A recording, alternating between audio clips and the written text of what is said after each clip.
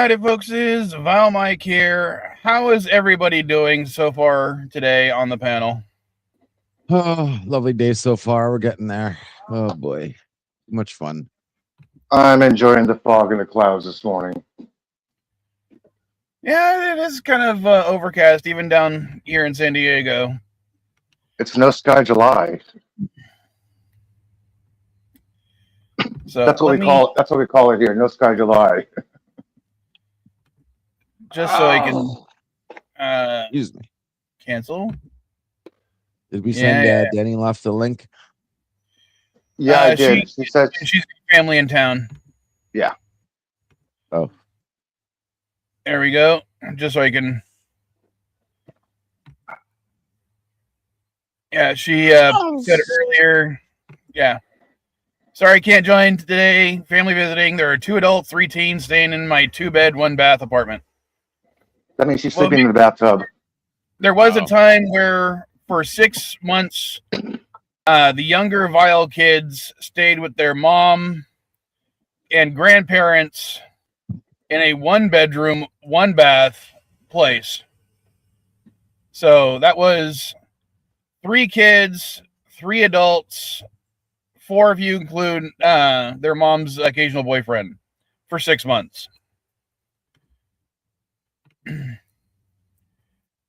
And let's see. What'd she say?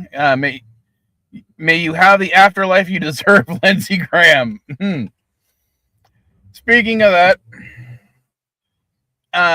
yeah, literally like less than an hour after I got the stream ready, is when they announced that Lindsey Graham had passed away. So I thought we would start the stream with a moment of silence for Mr. Lindsey Graham. Can I quote Lindsey Graham first before we do the moment of silence? Sorry, go ahead. What? Say that again? I wanted to quote Lindsey Graham before we give him a moment of silence. All right. No more feedback? Okay. Lindsey Graham, he was most famously quoted for saying, quote, "He's a race-baiting, xenophobic, religious bigot. He doesn't represent my party. He doesn't represent the values of the men and women who wear the uniform and are fighting for." Talking about Donald Trump. Rest in peace, Lindsey Graham. Well, considering how much Cheeto dust he ended up with the corner in the corners of his mouth after he said something like that, I don't know how adamant he was in that comment. But yeah, let's go ahead and let's have let's see, it's 3:40. We'll start at 3:45. We'll give a 30-second moment of silence for Lindsey Graham.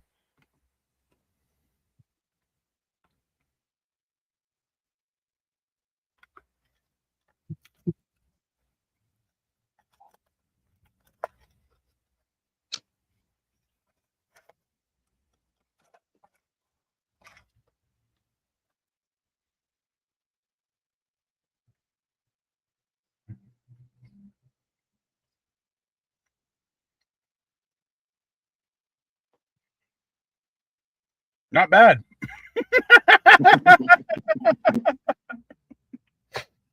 Hey, Dandelion, have you heard the reconstruction that's been going on at McConnell's house? Some trucks been there, furniture stuff been loading in the trucks right now. The word is they're redesigning the house, or retrofitting, whatever they're calling it. Whatever you want to do it. Whatever. Wait, which house? Make improvements. Mitch McConnell's house. Yeah, they're redesigning the interior of the house. Redesign, whatever you want to call it. Whether that's their excuse, what's going on with the trucks and everything.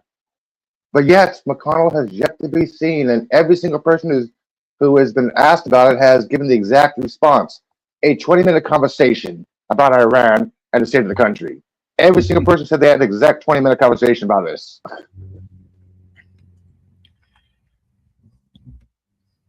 Oh yeah, LTG was worried that no one would get the joke about me eating something that's cake flavored during the moment of silence for Lindsey Graham. What did he cake? Maybe this would have made more For her sense. answer. The average response upon hearing about Lindsey Graham.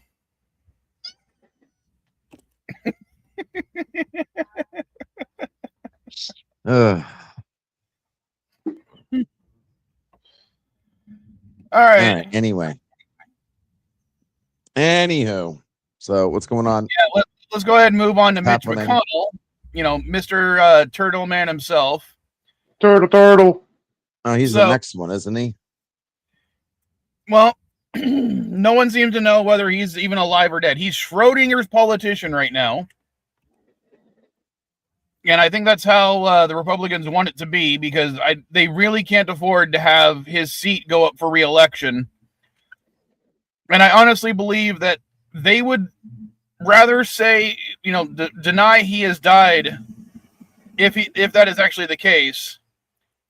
So they, you know, for at least another couple of weeks, so they can not have a special election in his district. So it.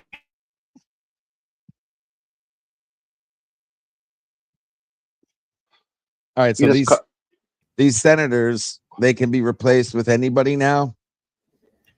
They can be, if a senator is vacant from absent for any reason, the governor has a right to temporarily appoint them until a special election is held. It depends on the. That's what I'm saying. Like, it depends on the state. But did they get replaced by a Republican, or is it open? It's open to the government depending on the state. If the governor wants to appoint a Republican representative, that's their prerogative. They want to appoint a Democratic representative, that's their prerogative until a special election is held. All right, so let's see. Let's look up Kentucky's laws.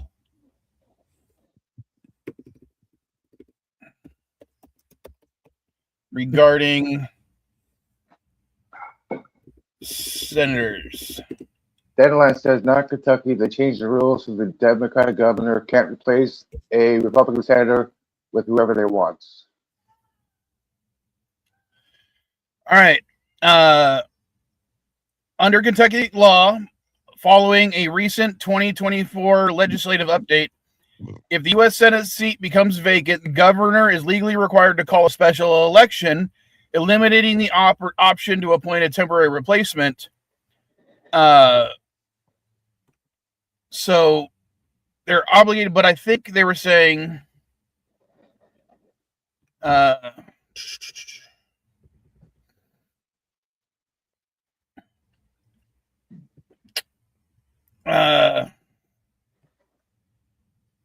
if the vacancy occurs within 56 days of a regular election, the seat remains vacant until the next scheduled election. So I think that's what they're trying to wait for.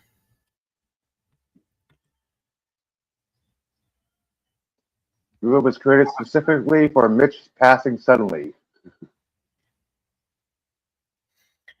Yeah, that's what I was checking up, Dandelion, and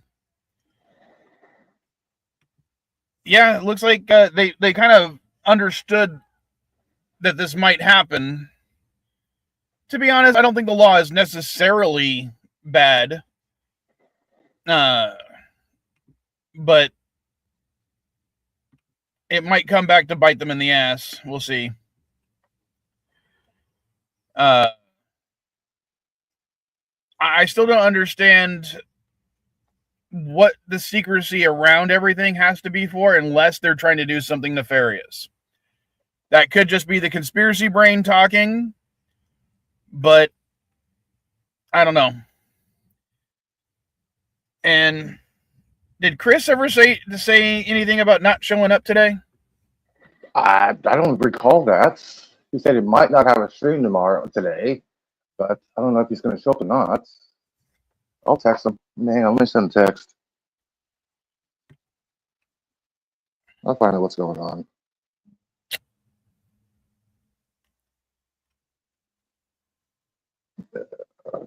Where are you, asshole? Hey, you're asshole. Okay.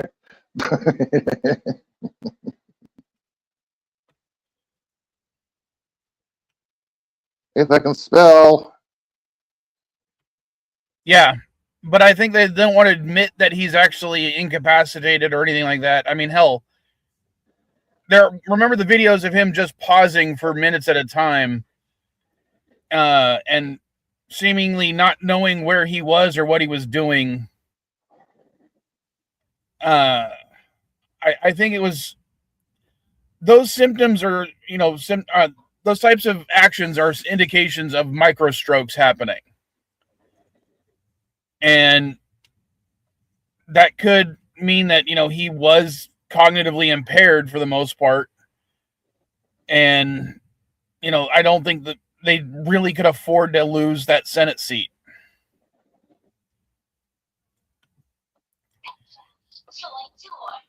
Well, I agree with you, Dandelion, but I don't think they're going to. I think they're going to pretend everything's hunky-dory until they get to that 56, within 56 days thing. Let Chris on. He'll be on here in a couple minutes. Was he asleep or something? I don't know. He said he'd be there in a few minutes.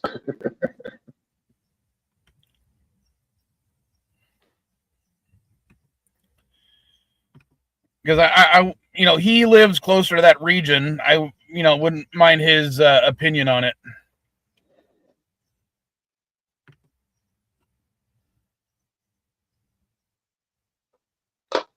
And how weird would it be, Dandelion? Because you said this. Rumors Massey might want the seat, and they don't want him in the Senate. I find it incredibly weird that today's Republicans would not want Massey in a Senate seat. And I personally would be like, hey, I'm not too worried. I think that might be actually a good idea. I mean, fucking Massey, of all people. Sorry. It's just like... Pardon my... sorry. I can't believe that I am just... I would agree with you on that, and I wouldn't be disappointed with that as of right now. Massey might go back to being complete and utter crazy, but right now he's almost like a voice of reason in the Republican Party, and I just find that weird, disconcerting. Kind of Republicans are finding it weird that Fetterman is actually siding on their side, but still a registered Democrat. More like, I mean, okay. Occasionally, like Ben Shapiro and his anti-Israel stance, I find myself agreeing with some of the stuff he's saying, but not the reasons why he's saying, if you know what I mean. Mm-hmm. Ben Shapiro being against Israel is because he hates Jews in general, not because he doesn't like the Israeli government. Don't forget, J.D. Vance said, if you're against Israel, you're against the United States. Yeah, Dandelion. I mean, he's still, vastly not what I would want in a political candidate. But as a Republican, he's like almost a voice of reason right now. But yeah, and like Massey, like what I was saying, comparing with Shapiro, I don't necessarily agree with why I'm agreeing with Massey. It's just that I'm agreeing with his fervent desire to get at the pedophiles in the Epstein list. I don't think the reasons he wants to go after them are the same as the reasons I want to go after them. I want to go after them because of what they did to children. He wants to go after them because it looks good on television. And that's what he's like, I hitched my wagon to that star. I've got to ride it. I don't think he actually cares about children. But yeah, like I said, he's not MAGA. So I can not necessarily get behind him, but I'll be like, I won't wish him death. Anything you guys want to add on the Mitch McConnell part? Well, when's the next vote? He's supposed to vote, right? Say that again. When's the next time they're supposed to make a vote on something? I believe the Senate is not in session right now. Yeah, they're on recess. When do they come back?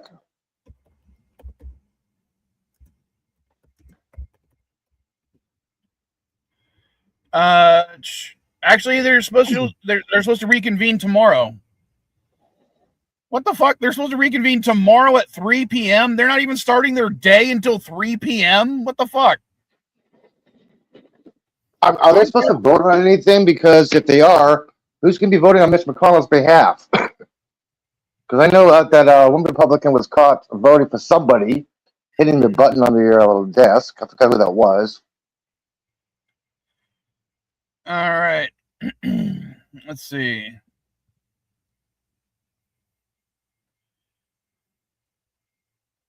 Well, can we talk about how the State Department is doing jack shit? About? Ro Khanna?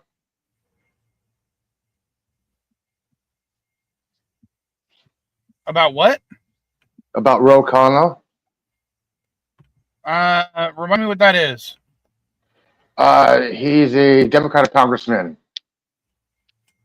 He was detained by gunpoint in Palestine by Israel settlers.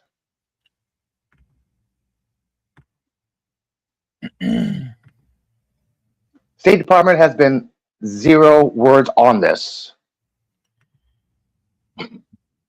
Well, I mean, Ro's back in the country, but he was. Hold on, because I don't know terribly too much about this. Was this an officially sanctioned visit from as a member of the U.S. government? Yes. Then I would have an issue with it. If it was just him going on vacation, or no, he was there as a representative. He was there as a representative of the U.S. government in Palestine. Then he was held by gunpoint by Israel settlers. Was he being, He was held at gunpoint and detained. But was he being like chauffeured around by the Israel government? I do not know if he's being chauffeured around by the Israel government, because the Israel government should not have any say what goes on in Palestine. It's not their country. I don't know if he was or not, but it does not matter if he was or not, because a U.S. representative was detained by Israel settlers by gunpoint. And Israel settlers are sanctioned by the Israel government to be there. All right. Let me put it to you this way.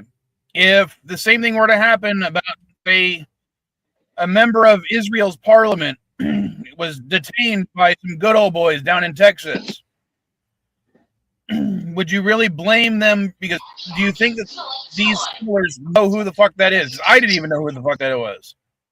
Yeah, he identified himself. It doesn't matter. They may or may not have the ability to prove it. So I'm not going to say that what they did was necessarily wrong. I mean, until, let's face it, Israel is not going to have the most intelligent people being put on their frontier borders right now. They're literally having the people that are willing to displace Palestinians first. Oh, wait a minute. Here it is.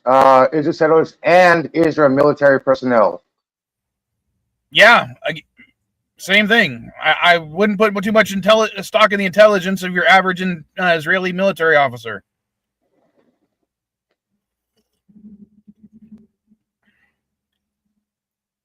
So, yeah, it sounds bad on paper, or sounds bad, but I'm not going to fault them because I don't think those people are that intelligent.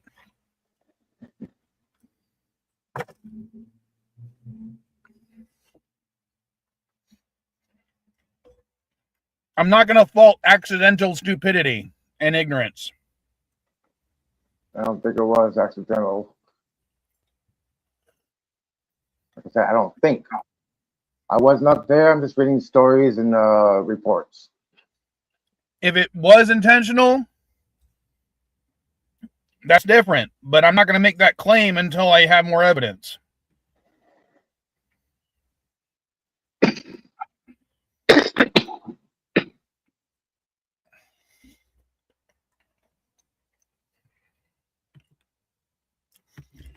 So, hold on.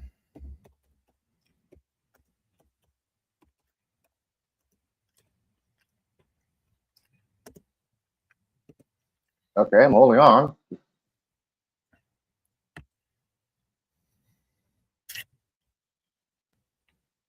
All right, let's see if I can.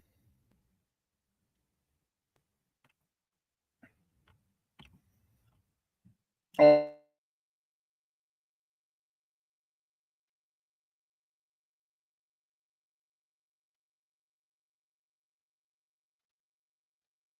Yo do do do do. That's what Mike is doing. We're looking up. What are you looking up?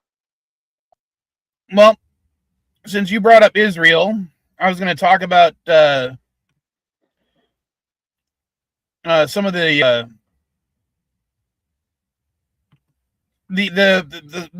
thing in Israel where they dropped the bomb, because that's literally one of the things I had on the list of subjects. Oh, you're talking about the MOU? Yeah, so I was trying to find a video.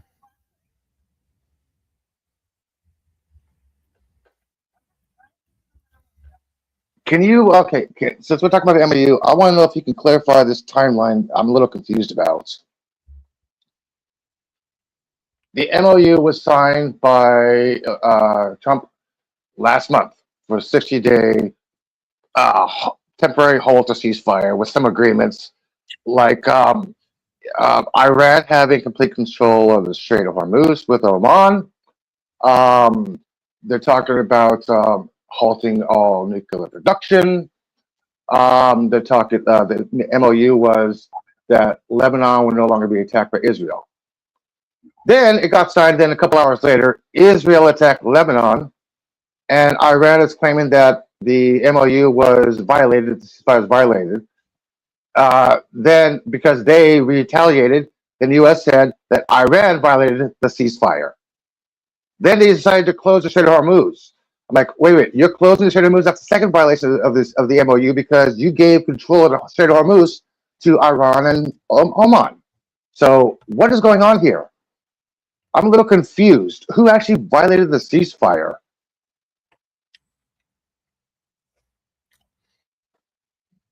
Well, I would imagine that it was Israel that violated any sort of ones that seemed intent on attacking Lebanon.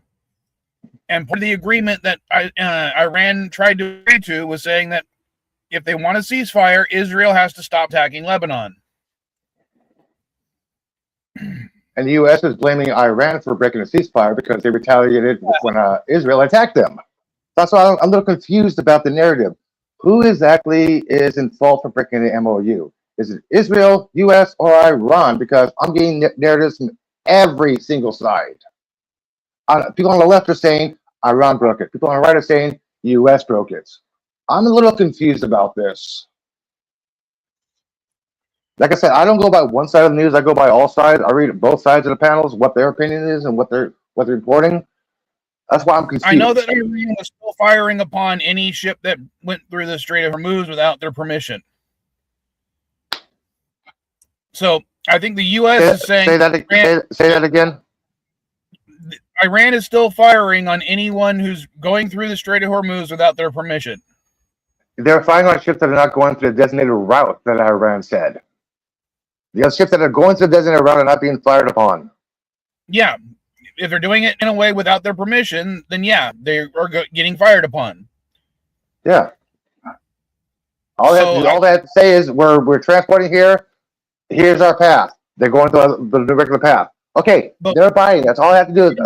All I have to do is let them know, like, this is our path, this is our destination. Like any other shipping thing does. Like in the bay, they're going to the east part of the.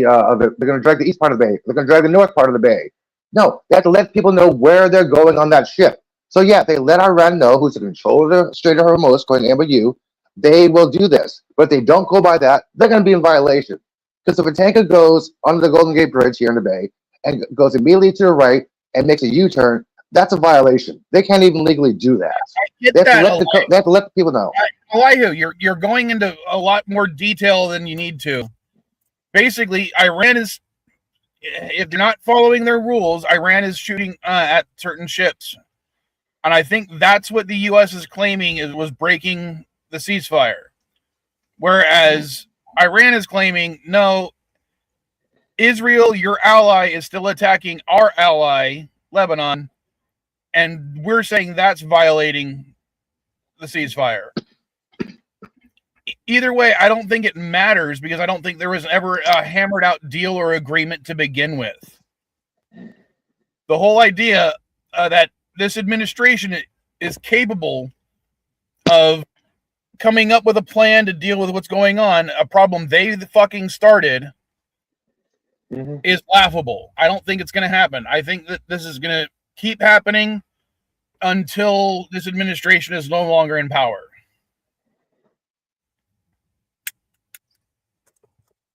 And I would imagine you guys would agree with me. I don't know. During negotiations, Iran agreed not to expand its nuclear program, while the United States agreed not to impose new sanctions or deploy additional military forces to the region.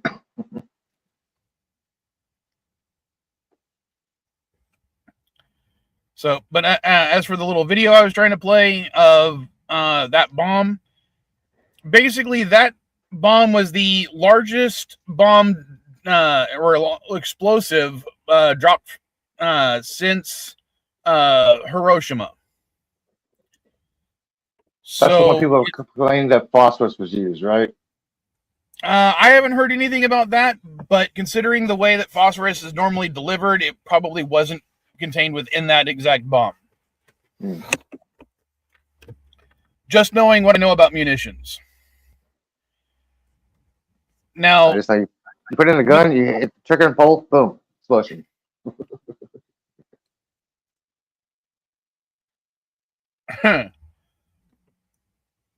Trump says he thinks that the MOU is finished, but he's insane. Who knows? Yeah.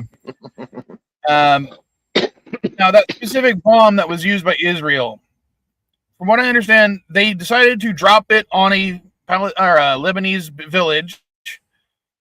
Now, I've heard claims that the village was as small as 300 people or as large as several thousand. And enough to fill a basketball stadium. Okay, but as I said, I've heard claims going as low as 300 people lived in that village. And you got the outskirts. It's about 3,000 to 5,000 people. Well, again, it doesn't matter. Yeah. Now, the reasoning behind dropping that large of a explosive was because they were specifically trying to collapse possible tunnels underneath the village that are hiding terrorists. So they didn't even know for sure that there were terrorists there. They didn't know for sure that there was tunnels there for sure. But they decided to drop a bomb, killing anywhere between 300 and 5,000 people. This is almost as bad as what happened in Bahrain the other day. U.S. missile basically hit the parking lot of the nuclear power plant. It almost hit the power plant. I'm like, what the fuck? That radiation fallout. No, I was thinking more of like, imagine the U.S. government doing this here in the United States. We know that drug cartels will occasionally dig tunnels underneath the U.S.-Mexican border. We found a couple here in San Diego. Yeah. We found a couple between Juarez and El Paso. That's a fact. Now, we know that those tunnels potentially exist.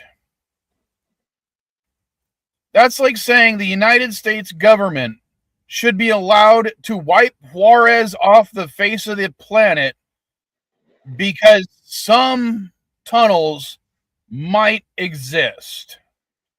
The tunnels in Washington, D.C. Yeah, but these are specifically tunnels that are where crime is happening. And we know that crime is happening. And you could argue, well, we know that the tunnels going from Juarez to El Paso are used not only for drugs, but for weapons and human trafficking. So, yeah, all number of bad things if these tunnels exist. And we know that they potentially could. So it's okay to wipe out thousands of innocent people because these tunnels might exist. Does everyone agree with me on that? That we should wipe out thousands of innocent people because something illegal might be going on? Or am I alone here? You're not alone. A lot of Republicans think that way. You're alone on this panel, yes. And yeah, I'm being sarcastic here. You load a bowl.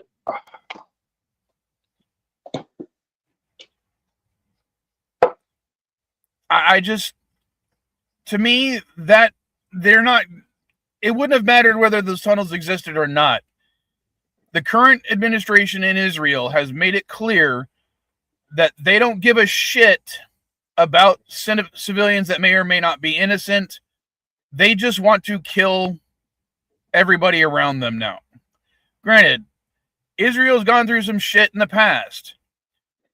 But instead of trying to make peace, they are literally just trying to kill everybody using United States weaponry that they got. And I just... I don't feel good about it. Because this bomb was obviously one that they got from us. A lot of crime in the White House. Perhaps the munitions would be put to better use there. Well, to be fair, it already kind of looks like the White House was hit by some sort of bomb. Oh, I've seen the latest pictures of what it looks like with the construction and the scaffolding. It's like the only way, you can't even get to the front entrance of the White House. The only entrance is the side door and the back door by the Oval Office, which employees are now going to the side door. One of the excuses and the reasons is for the scaffolding, Trump is resecuring the front door to be bomb-proof. But yet, columns are being worked on, and there's no report of any construction being done on a door, just the columns. Yeah, and I don't think I like the idea of how he's going about replacing these columns. But somebody paid. Have you seen the actual drape? Somebody paid to have the new design columns painted on the drape to look like it was there. I'm like, what the fuck?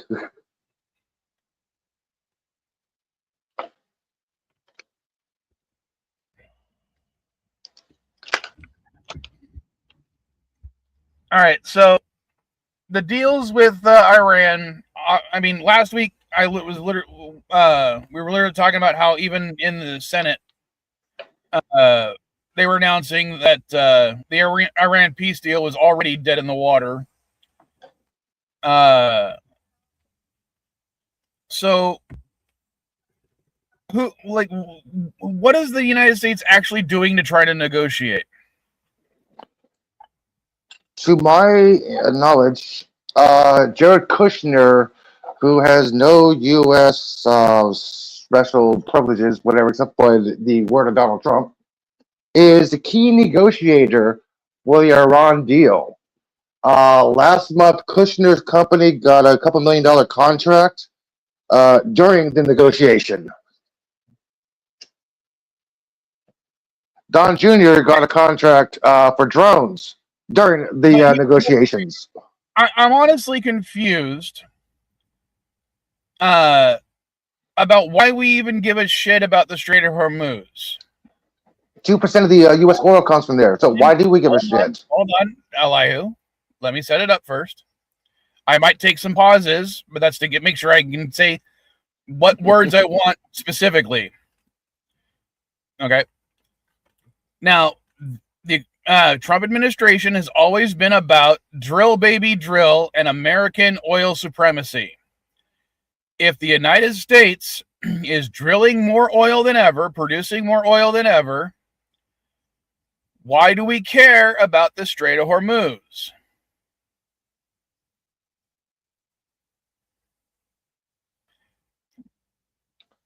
Now you can answer. Sorry. Well, it's because of not the oil directly, it's indirect financial security for America. If other countries are going through there, we can basically invest in that country and the products. You get a percentage of that for the American government. This is one of the scenes behind the Republican thinking. It's not direct; it's indirect financial. Well, here's my answer. That's because the United States doesn't produce a single drop of oil. And you might be shocked to learn that, when I say that, the United States doesn't produce any oil. Saudi Arabia, as a country, produces oil because their oil production is nationalized. Iran produces oil because their oil production is nationalized. Russia produces oil because their oil production is nationalized. The United States is not nationalized. It is owned by several corporations. Those corporations are the ones producing oil. Remember the Keystone Pipeline? Elihu, let me finish. Those corporations trade that oil across the global market. They both import and export massive quantities of oil because they can sell American oil abroad for more money and then import cheaper oil from other countries. When that oil doesn't come to the United States, that creates a low supply scenario where they can now charge, or they have to charge more money. Because again, the United States doesn't produce a single drop of oil. These corporations do. Yeah, like I was trying to say, a couple years ago, a lot of Republicans were going, yeah, let's get the Keystone Pipeline built. We need the oil. We need the money. Democrats were going, no, we need environmental protection for this. It got overruled and the Keystone Pipeline was built. And of course, it's been quiet because it's found out the U.S. government does not directly earn profit from any significant revenue from the Keystone Pipeline. It's a privately owned company. Yeah, you got people are actually unaware of this, man.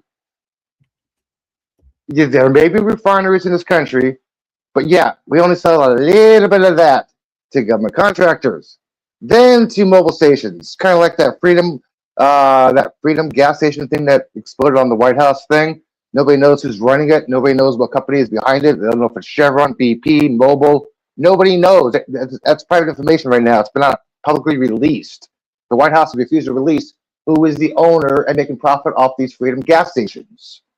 You can look at you can go online and go to a gas station and find out, okay, there's a gas station here on 5th and Main. You can look up online, who owns this? Who makes a profit off of this? Information is readily available. You look at the Freedom gas stations. Information is not available.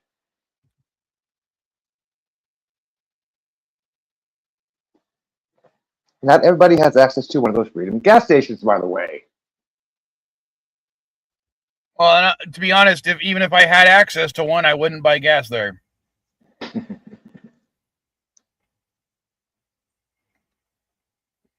Hold on one second. Sorry.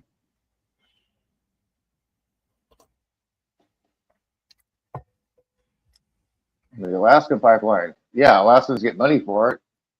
But very little profit. All right. And yeah, Dandelion makes another point. Most of the fertilizer used in the U.S. comes through the Strait of Hormuz, which also is confusing. I thought that all these tariffs that Trump put in place was to protect U.S. businesses, why aren't American fertilizer companies able to keep up with the demand? Is there something wrong with how businesses are run in the United States where we can't provide enough fertilizer to feed our own fucking people here?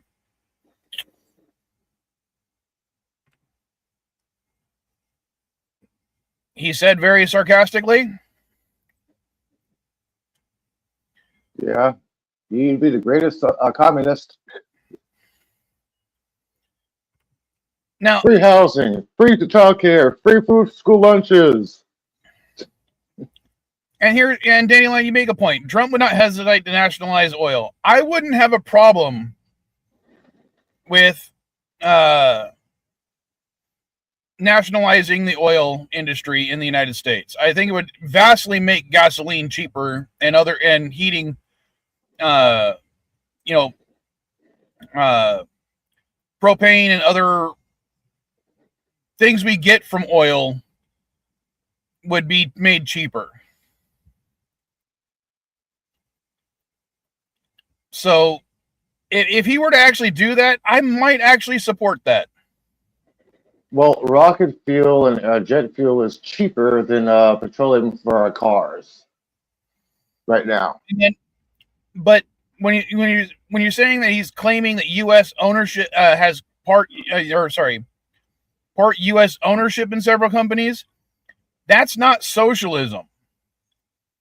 That is quite literally what the Nazi Party did in the 1930s. They claimed that they were going to nationalize, military companies and stuff like that in order to, start producing military goods for their expansionist policies. But those companies still existed. They still had their owners doing stuff, but it was more of, if you don't do as the government wants, then we might just arrest you guys and put somebody else that'll do as we say in charge. It's not that particular type of stuff is not socialist, and it's not even communist, Dandelion. It's more of government-directed capitalism. It's not a free market form of capitalism. So even both socialist and communist are not words I would apply to that situation. Hey, remember how I mentioned earlier the MOU said that they agree that the Iran and Oman has to control the Strait? Well, it was just in 2 hours ago from the Department of War. U.S. declares the Strait of Hormuz open to all vessels. Iran does not control the strait. Traffic is flowing. What the fuck? You already signed it saying they have control. Now you're saying U.S. has control, and they're what? And Dandelion, I would actually disagree with you on that. When it comes to the United States does not have the source materials to produce the fertilizer. We absolutely do. We don't have the infrastructure to create. Sorry. What? After that statement, Iran made a statement that says Iran announces the closure of the Strait of Hormuz until further notice, until the end of the American intervention in the region per Israel. So basically, U.S. says we closed it. Then Iran said, no, we closed it. What the fuck? Well, we already knew that. This is just in. Sorry. But yeah, we don't have the infrastructure to create these fertilizers at scale. We decided to get rid of that infrastructure, a long time ago because it was cheaper to get it from these other countries. I don't get it. America, one of the number one producers of shit is America. Speaking of shit, heard about the explosive diarrhea? That is a great transition, but I don't think we're ready to do that right this second. Did you mention about Cuba? But yeah, we could easily create the infrastructure to create to use the materials in the United States to create fertilizers that would be enough to cover our needs. The problem is it would be much more expensive than getting it from the other countries that are currently producing it.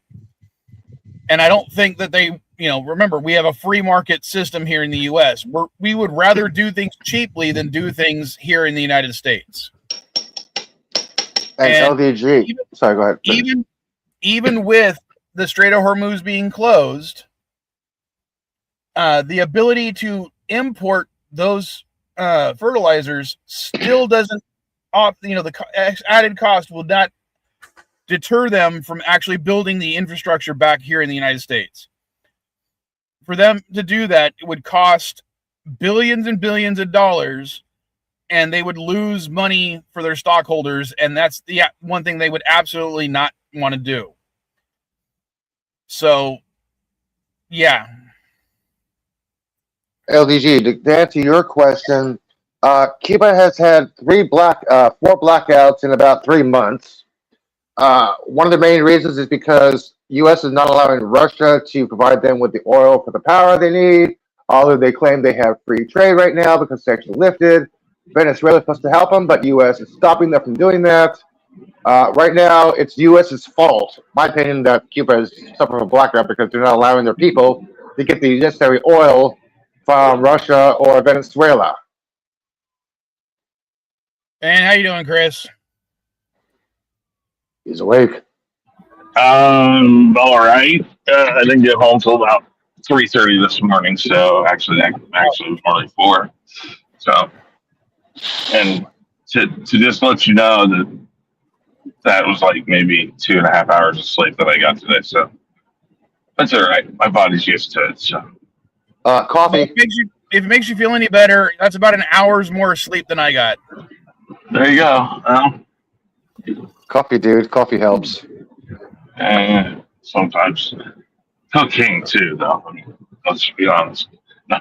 Cocaine, hell of a drug. Oh, so what are we talking about today? I see a little bit of explosive diarrhea, Chuck Schumer, Trump. It sounds like we're talking about things that come out of your ass.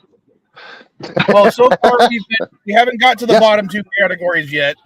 Yes, Karnak. I'm driving. If I get to the bottom 2 categories, I'm liable to be up somebody else's ass. Anyways, Great Karnak knows.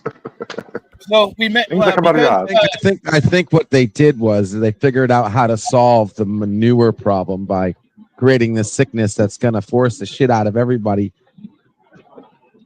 so they can collect it. Yeah, another American shot. Yeah, didn't we know? I right now, ICE is like the stormtroopers. They can hit anything but what they're aiming at. All right, so we might as well transition to those 2 bottom categories. Let's go ahead and talk about the explosive. If we're going to talk about transitioning, Mike, you might want to actually seek counseling before you talk about transitioning first. Well, I know all about the transit property, so I'm okay with that. Great. Hey, I know. I'm just sorry. I'm watching Good Morning Vietnam. I got to be quick, okay? I remember the whole 2-minute thing was ad-libbed. All right. Said Good Morning Vietnam. It was all ad-libbed. Yep. Explosive diarrhea. That's all right. I went and purchased my anti-stick wax for my toilet. So, all right, dude. If Taco Bell is moving everything that causes diarrhea, the only thing left on the menu is going to be soda and bottled water. We still don't know exactly what's causing it. What do you mean? What's causing it? It's a bug inside the food. People are eating watermelons and melons and strawberries. Where that what food they're eating actually has that parasite. And it's cyclosporosis. That's the actual infection. But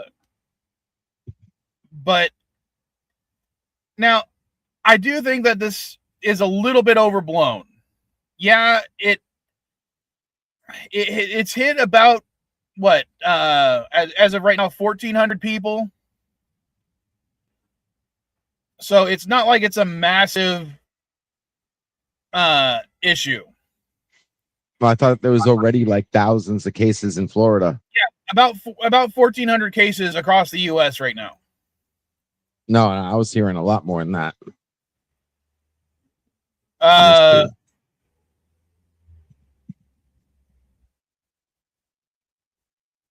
haven't heard anything about it being that high in just Florida. I think it's been the increases have been about 200 people in Florida, not necessarily.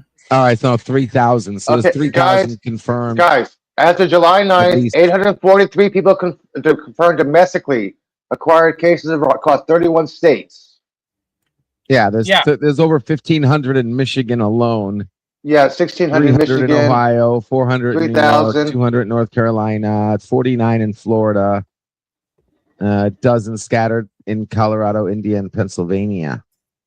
Yeah, Parasite is typically spread through food and water contaminants with feces. So somehow shit is. See, look at this. Like you say, we can't get fertilizer, but there seems to be shit everywhere. So contaminated by feces, past outbreaks linked to raw produce like leafy greens, cilantro, basil, and raspberries. Now, symptoms include severe diarrhea that burns the inside of your tank. Symptoms include cramping, bloating, nausea, fatigue. So you can fall asleep while you're taking a shit. That way you don't even know you're doing it, which can last for weeks if untreated. So weeks of explosive diarrhea. Okay. And this right here, though. It can last this right here. What was that? The actual symptoms can last up as little as 2 days in some people. So it's not like it's always going to be several weeks. LDG. This is more proof that the cure or that the money is in the treating the symptoms rather than curing them. If we can make a pill that can drop AIDS from bad to, well, you can live with it, why haven't we found something where you take a pill or they inject you or give you a shot and you're done? You will never have explosive diarrhea again. You do know that medicine like self-destructed, right? You know that this kind of reminds me of one of these Superman episodes or Superman movie. I think it was Doomsday, where Lexus found a cure for some kind of a disease, and he said, "Well, let's break it down to make more of a profit. Have a long-term cure to stop it instead of fully cure it for profit." So I think it's basically mainly for profit, not for actual restitution and curable. No, it will make a long-term profit. Make it more long-term instead of a short. That's why they make Pepto-Bismol and stuff. Yeah. Well, I don't take Pepto-Bismol. I drink buttermilk. Mm-hmm. Same effect. Now, one of the reasons I really wanted to bring this up. That's what it's called. Because back in 2025, the current administration basically said that, hey, we're no longer going to give money from the CDC to state governments to track this particular pathogen, and we'll leave it up to the states to actually provide their own funding and make tracking of this pathogen optional. And yet, they can track how much cocaine is coming out of the urinals at Parliament. Parliament is Britain, not the United States, so I'm not going to be too worried about that. My point is that they track COVID this way. They track all sorts of, but this is the one thing they're like, nah, let's not worry about this. Now, let's be honest. This disease or this particular illness is not necessarily lethal. No, but still, you would think that you'd want it. Okay, well, let me go down the quick rabbit hole here. They tell you that the more Americans have insurance, the better off it is because it helps overall health in the United States, correct? That's what they say. Okay. Yeah. Overall health in the United States helps longer longevity of life, and it helps a number of things. It's supposed to drive down healthcare costs. This would flip into that too. The more things we track that can cause afflictions to people, like explosive diarrhea, the more likely we are to be able to keep people at work in a healthy, well-mannered mood and things like that. So you would think it would be beneficial to track as much of this stuff as you possibly could, because ultimately that cuts down on healthcare, that cuts down on lost wages because the company doesn't have to, give a day off and things like that. This actually tracking things is exactly what we should do. Now, granted, I am saying this fully aware that the government tracking anything, including people, is a bad idea because, well, then they get way too far into everything.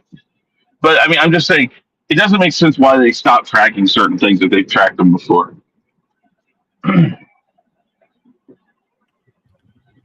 I wouldn't even say they're that dandelion, but I think they're more of they don't want to admit there's a problem to begin with.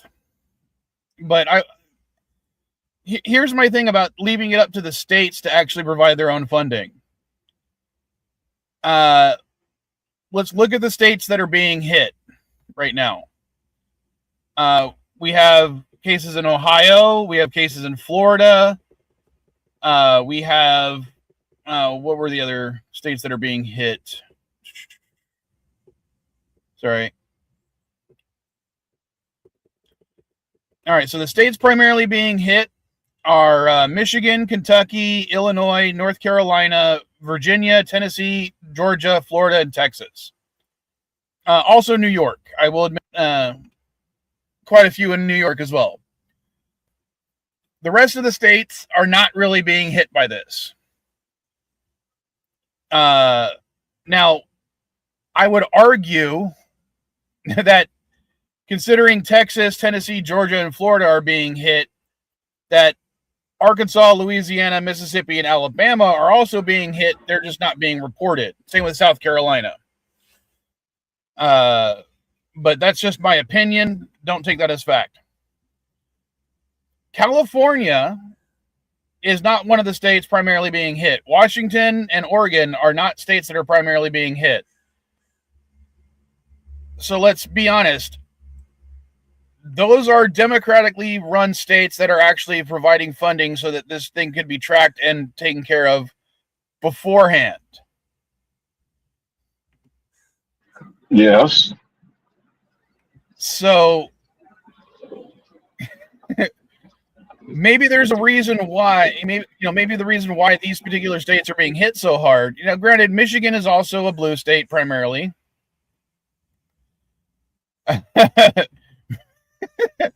Oh, that would be kind of funny, having someone who's that full of shit suddenly being having to evacuate their bowels so much it killed them.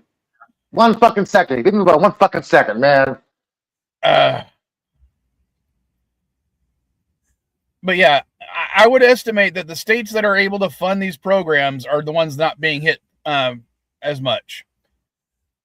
I would say, New York and Michigan might be outliers, because I do think that those governments are probably spending more money on it. But let's also face the fact that New York is one of the major trading hubs for the United States. When you have most of the cases are from New York City, not the rest of the state, and there's a massive amount of population in a very small area. So it wouldn't be that too hard. It wouldn't be hard for a lot of cases to hit New York City.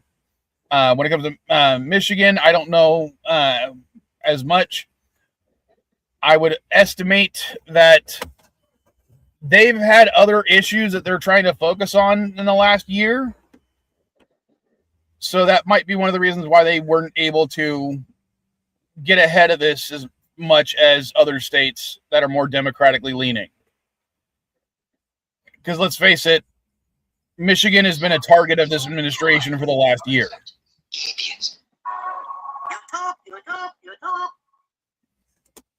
Am I lying? Michigan and Minnesota have been a target of this administration since they started. Notification for CNN in half an hour. Okay. Yeah, and let's face it, this can actually lean towards the next topic. The first two major deaths of ICE officers shooting someone to death happened in Michigan. That's because this administration decided to send ICE into Michigan to do whatever they thought was necessary. And of course, it results in American lives lost. It was in Minnesota. Oh, I'm sorry, Minnesota. Yeah, Michigan, Minnesota, very similar sounding states. So maybe yeah. That's what I'm saying. Is that both of those states have been political targets of this administration. So yeah, disregard what I was saying. Then I'm wrong. I apologize. Thank you for correcting me, Chris. But this latest ICE shooting, to me, is yeah. So from what I understand, ICE was going after a couple of illegal Guatemalans that they were specifically targeting. They thought they were in this one guy's car. Instead of, doing the right thing and, asking him questions, finding out who these people were, they immediately started shooting because these Guatemalans were dangerous criminals. So it was a shoot first, find out if they were actually shooting the right person later. Mike, I need to correct you because according to ICE, they tried to ram him with the car. That's why they justified it was a shooting. But the video shows no ramming of a car. Well, I'm trying to pull up the video for you. Well, there is no video, from what I understand. They didn't do body cams. No, I'm talking about citizen video. Let me see if I can find it.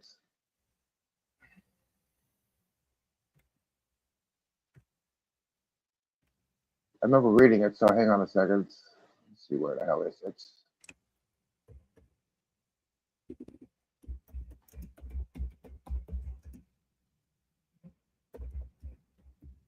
Where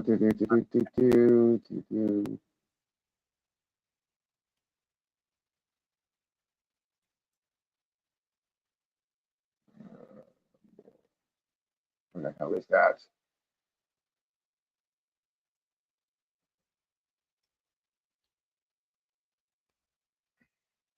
Now I can't find the post. Damn it!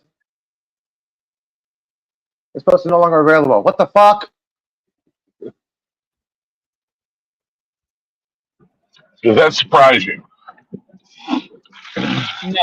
Okay, well, let's see. Hang on. Let's claim Lorenzo Salinger Arago drove his van into one of their SUVs and later attempted to run an ICE agent over. The first thing a local media pointed out, there was lack of damage on his van. One of the best investigative journalists in Houston, Jeremy Rockasaki, found surveillance camera footage showing ICE ramming the van minutes before shots were fired. ICE ramming the van. Hang on. I'm going to put the YouTube link into the public chat for you guys. It's 1 minute and 20 seconds long. Now, in the past hour, KHU 11 Investigates has obtained new video of the moment before the shooting. This is from a different angle taken by. Sorry. All right. I put the link there. Throw the link in the private chat real quick. I cannot put it in the private chat. Put it in the public chat, dude. I'm on my laptop and phone. Sorry. Hold on then. Because I got to do this the hard way now then. This is Houston.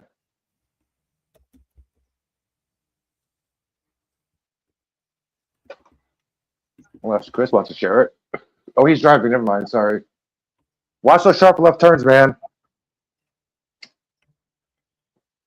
I have to go to my own. I have to go to my own channel to look at it. So hold on. Yeah, I'm sorry, dude. I never gripped the car handle hard in my life when you made that left turn.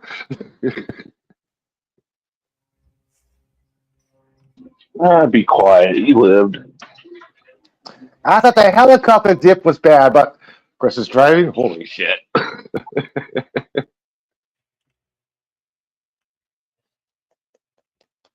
past hour, KHU 11 Investigates has obtained new video of the moment before the shooting. This is from a different angle taken by a security camera at a nearby business. Let's get straight to investigative reporter Jeremy Rogowski with what it shows. Jeremy? Yeah, Mia, let's first set the scene on Canal Street in Magnolia Park. The white van driven by Salgado and the unmarked ICE vehicle ended up right about here, just east of Wayside Drive. But before that, video shows ICE pursued it heading eastbound towards this intersection nearly a block away. Now, if you look closely through the trees, you can see the white van followed by the ICE agents in a dark SUV. You could see it coming across the screen. Blocking traffic, crossing traffic, blocks the view for the moment. Then you can see the ICE vehicle appears to try to cut the van off, and both vehicles veer off to the side of the road. The white van then goes in reverse, then forward where it pulled over a few houses away. Meanwhile, the ICE vehicle makes a three-point turn on Canal Street and then drives forward to follow the white construction van. Now, again, we're going to slow things down for you. Here's the slowdown version of the moment. The ICE vehicle driving on the passenger side of the van appears to cut the van off. Again, this looks like they tried to run off the ice agents with the van. Leaders as well as LULAC today are encouraging anyone with additional video to reach out. Mia? Thank you for walking us through that, Jeremy. All right. So I'm assuming you guys were able to hear that too, right? I heard it. Okay. So I'm sorry if I'm driving a car and a vehicle tries to do that to me to try to cut me off. I would probably drive the same way as he is. I didn't see any sort of law enforcement lighting on that vehicle to indicate that they were actually trying to do a lawful stop. Did you from that video? Right, there's a lot of things blocking, but there doesn't appear to be any law enforcement lighting on that vehicle that was on at the time. Correct? Oh, Correct. Did we lose Chris? Yes, we did. Oh, I'm sorry, Chris.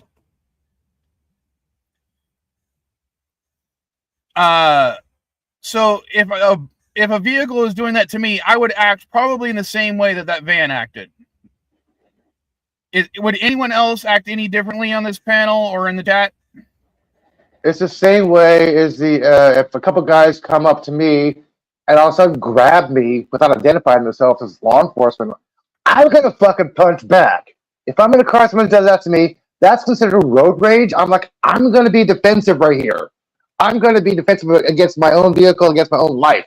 You trying to ram me or bring me off the road? Yeah, I'm gonna ram you back and try to get the fuck away. If you had emergency lights in that car and you try to ram me, I'm like, okay, well, what the fuck is going on? I see lights. I see flashing lights. Are you law enforcement or are you what? What are you? Yeah, flashing lights. That's an instinct to stop and go. Well, okay, what do you want? But if you have no lights, no identification, you trying to ram me with my car, and I'm driving, I'm gonna ram you back defensively and get the fuck away. That's not correct. You're not supposed to do that. You're supposed to pull over, get out of your car, lay down, make sure your ass is straight up in the air so they're going to fuck you.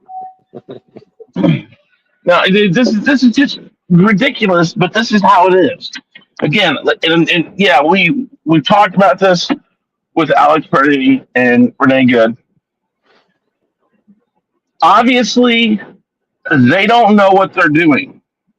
Any other of us, and I mean anybody else, except for maybe weathermen, who had this bad of a track record of actually doing what we're supposed to be doing, would be gone in an instant.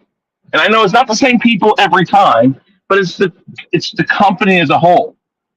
If Pfizer goes and puts a drug out there and 50 people end up dying because the drug has been mismanufactured, there's an inquiry. People go to jail or get fired, and billions of dollars are transferred because of this. Yet, none of these people, none of their families are going to get a day in court because these people are going to be just, oh, whoops, I guess you guys messed up. Oh, well. And none of them are going to get financially compensated. And I'm not saying financial compensation ever takes the place of a person's life. But my point is the recourses that Americans have for anything else in this country do not apply to these situations.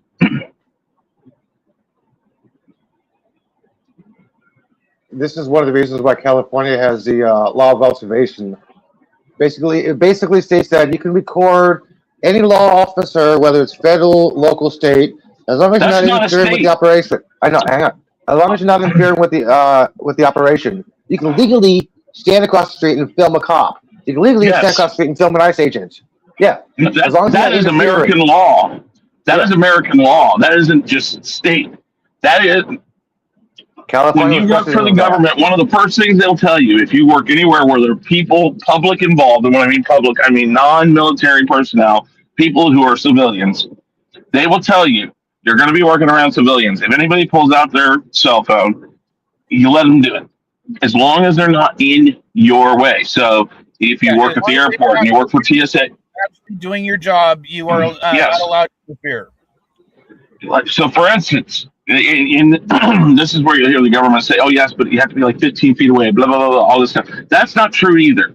Here's the thing: TSA learns this.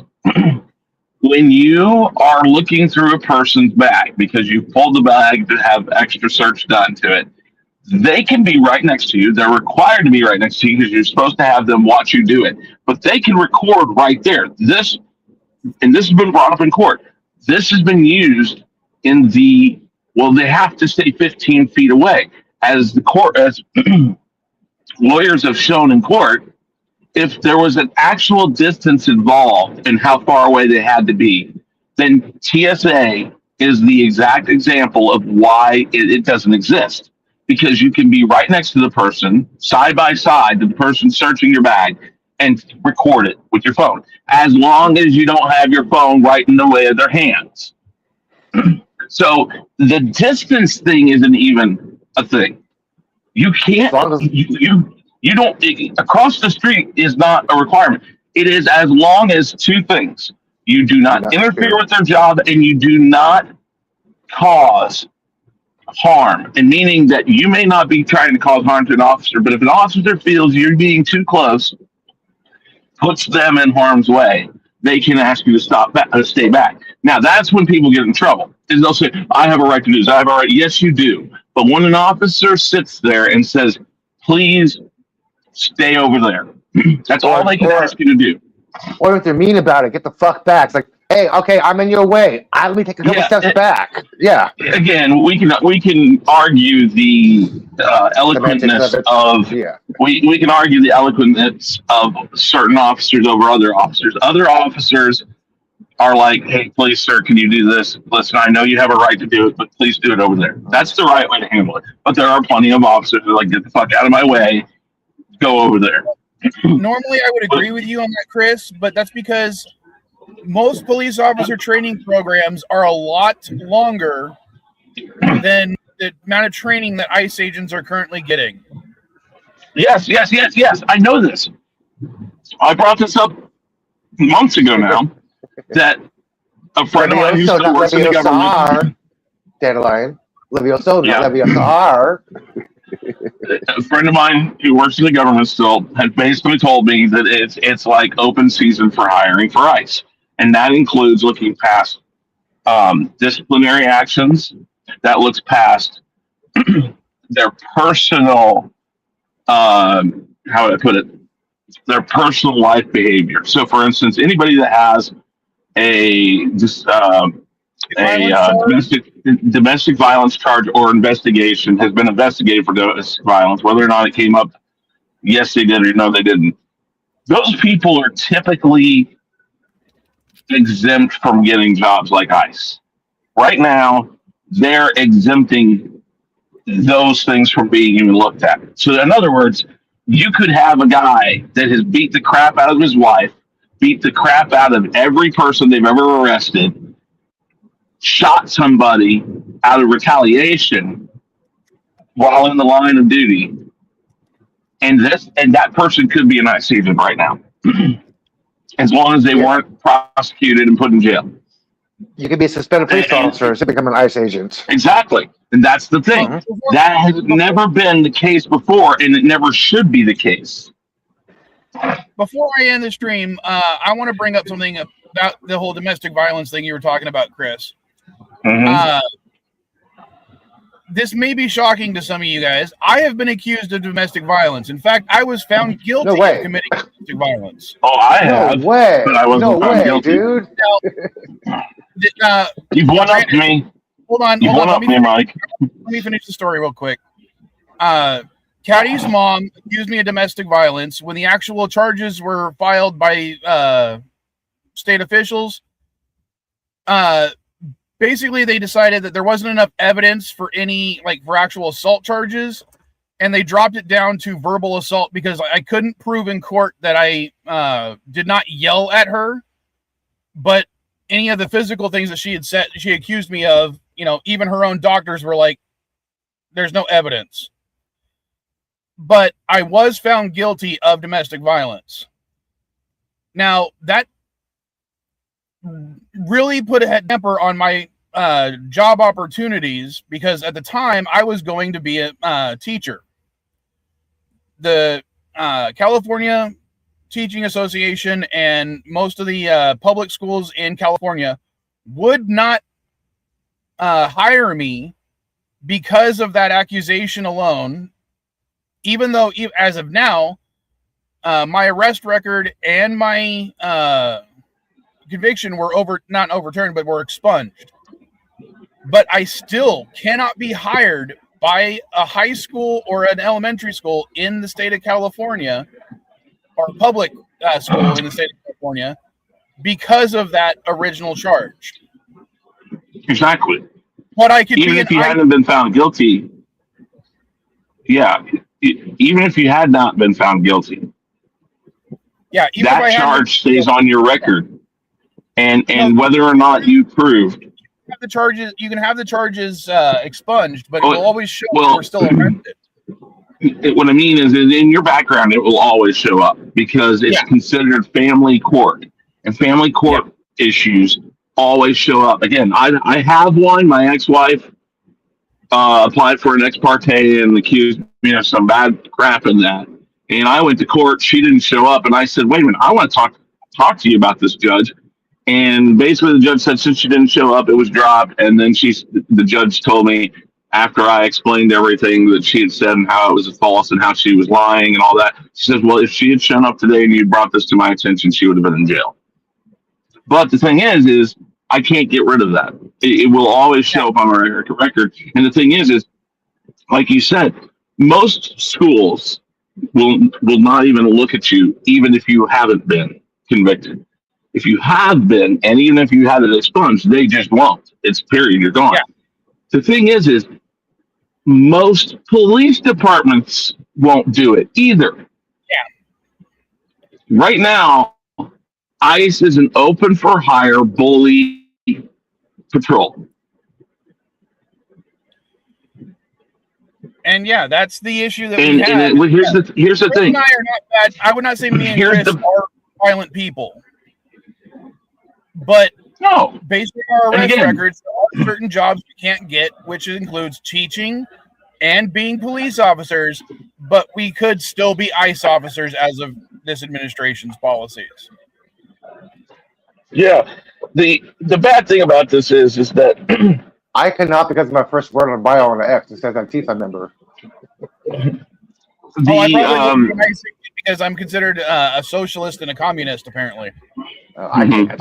The bad thing about this is the big thing, even overall that stuff. Trump administration has gone out of their way to say that this is all to get rid of illegal aliens and to protect us from outside people coming in illegally. Here's the thing. He is doing a worse job with a bully patrol than people who did it the right way. Oh, he has. That doesn't count. He has lost more court cases because of the way they're doing it. So even if a person is an illegal alien, now they get their day in court quicker because he has made it happen. So most of these people are winning on arguments of I was in the process of becoming a legal alien, or I was in the process or done with it and I'm being called out for not being it. There's all sorts of things. This is getting more he's losing more than he's winning. And he can't, again, his way of handling that is to try harder by doing things worse. But Chris, he said twice during the meeting in Turkey that nobody has come across the border illegally from Mexico since in the past couple of months. But of course, the Border Patrol says 10 to 15,000 people have. Yeah, that is listen, bullshit. I've literally no, no, I'm not going to go into that. But no president can say nobody crosses illegally. Chris, everyone, you can go ahead and give your final thoughts, but I'm going to end the stream in about 2 minutes. So go ahead, Chris. What's your thought? I was just going to say, no president can say that nobody crosses illegally. That's impossible. People are going to, and just because they cross illegally doesn't mean they actually get to stay or they don't get caught. Lots of illegal aliens cross illegally and get caught. I mean, there are Border Patrol agents that will watch them come over on the boat. They will not go out in the Rio Grande because they don't do that. And I'm not saying that the south border is the only place where people come over illegally. But what I mean is they'll watch the boat come across. They'll go up and say, okay, come on, guys, and help them out of the boat. If you watch real Border Patrol situations, they're pretty amicable. They're like, hey, I understand why you're doing this, but I can't have you doing this. So now we got to take it to the processing center. We got to do this. At one point in time, I don't know how it is really right now, but a lot of them are very understanding of why these people are trying to come over. But they get caught. Lots of them get caught all the damn time. He is just, this is the same thing as the Iran deal. He tries so fucking hard without understanding that if you just back off and don't fuck with shit and just do it the way it was, there's a reason why it was that way. If he hadn't gotten rid of the Iran deal, he would not be in this position right now, but he will never admit to that. If he had just left normal immigration and patrolling the way it was, it wouldn't be as bad as it is now. But he can't do that. He can't. It's like a 5-year-old who has to dip his hands into the mud and get muddy because he wants to play. I don't get it. He wants to put his name on everything. The problem is exactly what he ends up changing isn't as good as what was there before. Well, no, but it has his name on it. That's what's important, right? All right, I got to jump off here, guys. But hey, everybody have a good day. We will not be doing. No, we will not be doing that. I'm going to get stuff started for next week. I was out, like I said, really early. I started really early yesterday, and I have a lot of stuff I didn't get done yesterday, so I have to get that done. I do apologize. No worries. Any last thoughts before I end the stream? Yeah, I'm a little upset about what I found out about the Trump accounts. How about sticking to the topics that we already discussed? Oh, damn it. Battle I do. Bad. Somebody at the squirt bottle. I'm not a cat. I would say different. You like pot. They like catnip. It sounds pretty similar. I'll talk to you later, guys. All right. Later, Chris. Yeah, I got no other final statements on these topics. On that note, I'm going to end this stream. I don't know how long we'll do a CNA stream for because I have no topics because I haven't watched anything at all this whole week. So I will see you on the CNA stream in about 5 minutes. Later, folks. Later, weirdos.